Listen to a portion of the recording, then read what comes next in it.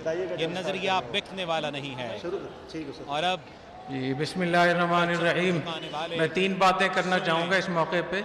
सबसे पहली बात यह कि पहलगाम का जो वाक़या हुआ वो एक जुल्म था, वो कोई जिहाद नहीं था। हम सब ने उसकी मजम्मत की। हमारे दीन में किसी भी बेगुनाह को मारना, नुकसान पहुँचाना जायज़ नहीं है। जी। दूसरी बात यह कि इस वाक़े के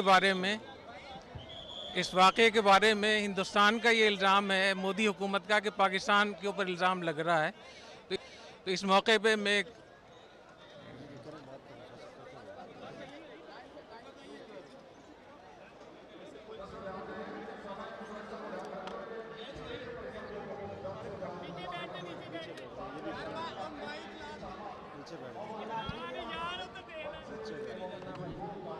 बात करूं? तो बता दीजिए। वो कैमरा नीचे हो गया। अच्छा, चलें नीचे हो जाइए, दोबारा शुरू करें। जी बिस्मिल्लाहिर्रहमानिर्रहीम।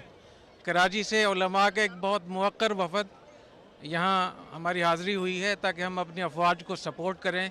और इन मौजूदा हालात में हमारे लिए इससे बेहतर कोई इबादत नहीं है कि हम अपनी फ़ौज के साथ खड़े हों और अपने जवानों की सपोर्ट करें, उनकी मदद करें। मैं इस मौके पे 3 बातें करना चाहता हूँ। पहली बात यह कि पहलगाम का जो वाक़या हुआ, ये हमारे दीन में, हमारे आइन में इसकी कोई गुंजाइश नहीं, ये शरन जायज़ नहीं था, ये हराम था, जुल्म था और कोई भी मुसलमान इसकी हिमायत नहीं कर सकता। किसी भी बेगुनाह को मारना हमारे दीन में बिल्कुल इसकी इजाज़त नहीं है। दूसरी बात यह कि हिंदुस्तान पाकिस्तान पे इसका इल्ज़ाम लगाकर बहाना बना रहा है। तो इस मौके पे हमें ये चाहिए पाकिस्तान हिंदुस्तान को एक तीसरे फरीक पर हम एतमाद करें। और तीसरा जो फरीक है उसमें 3 मुल्क होने चाहिए। एक हिंदुस्तान का एक दोस्त मुल्क हो जो उनके नज़दीक काबिल एतमाद हो, एक पाकिस्तान का दोस्त मुल्क हो और तीसरा मुश्तरका दोस्त हो। तो ये तीनों मुल्क इस बात की तहकीक करें, इससे पहले किसी पर इल्ज़ाम लगाना दुरुस्त नहीं है। तीसरी बात यह कि जिस तरीके से मोदी हुकूमत की तरफ से पाकिस्तान पे जारहियत की बात हो रही है और मुख्तलिफ़ किस्म के इल्ज़ामात लगाए जा रहे हैं, इस मौके पे हम उनसे भी कहना चाहते हैं कि आप आराम से रहें और पाकिस्तान को न छेड़ें। और मुझे ऐसे मालूम होता है जैसे हदीस शरीफ में जो ग़ज़वा हिंद की बिशारत है उसके असबाब ख़ुद मोदी हुकूमत उसके लिए इंतज़ामात कर रही है। नबी करीम सल्लल्लाहु अलैहि वसल्लम ने इरशाद फरमाया कि 2 जमातें जन्नत में जाएंगी, जहन्नम से महफूज होंगी। एक वो जमात जो हिंदुस्तान से जिहाद करेगी और एक वो जमात जो ईसा अलैहिस्सलाम के साथ होगी। और हज़रत अबू हुरैरा रज़ियल्लाहु तआला अन्हु ने फरमाया कि वादना रसूलुल्लाह सल्लल्लाहु अलैहि वसल्लम ग़ज़वतुल हिंद, हुज़ूर अकरम सल्लल्लाहु अलैहि वसल्लम ने हमसे ग़ज़वा हिंद का वादा फरमाया था। अगर मुझे ग़ज़वा हिंद का मौका मिल गया तो मैं अपनी जान भी कुर्बान करूँगा, माल भी कुर्बान करूँगा।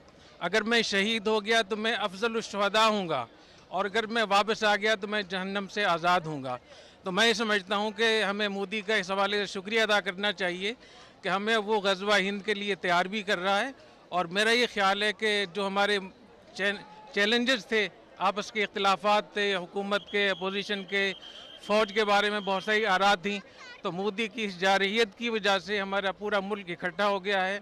हम अपनी फ़ौज के साथ हैं और हमारे अंदरूनी बैरूनी मसाइल सारे इस वजह से हल हो रहे हैं।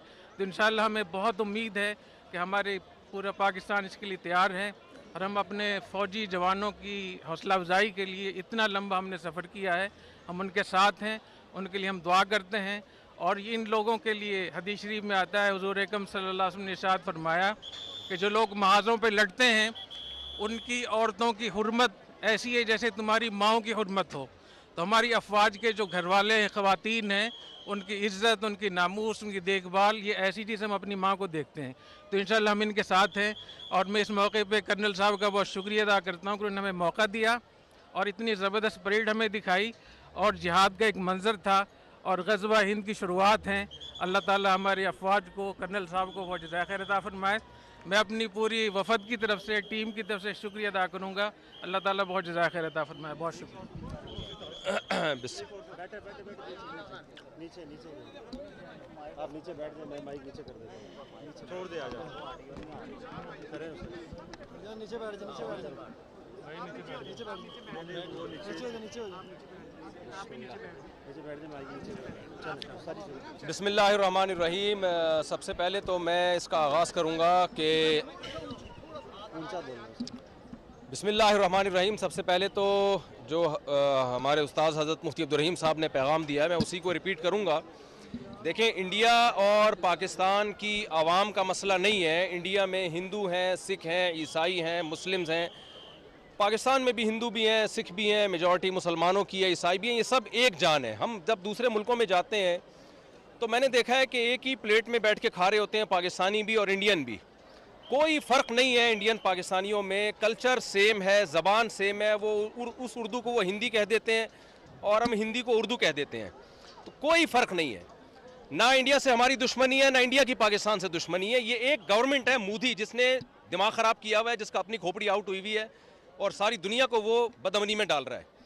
तो इंडियन को भी चाहिए, पाकिस्तानियों को भी चाहिए, एक इंसान को काबू में लाएं आप। एक की खोपड़ी को सेट कर देंगे, पूरी दुनिया में अमन हो जाएगा। उसकी खोपड़ी ख़राब हो गई है। पहलगाम में उसने खुद वो किया है जो कुछ किया है।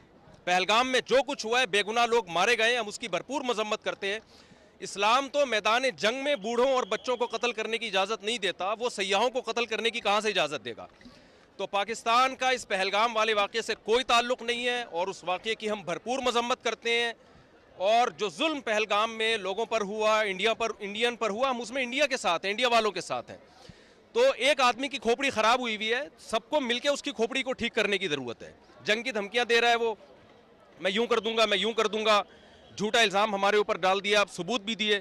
भाई, अगर आपका ख्याल है कि पाकिस्तान ने ये काम किया है तो आप एक तीसरे मुल्क को सालिस बनाएं। जब भी दो में झगड़ा होता है, तीसरा सालिसी का किरदार अदा करता है। पाकिस्तान सबूत पेश करने के लिए तैयार है।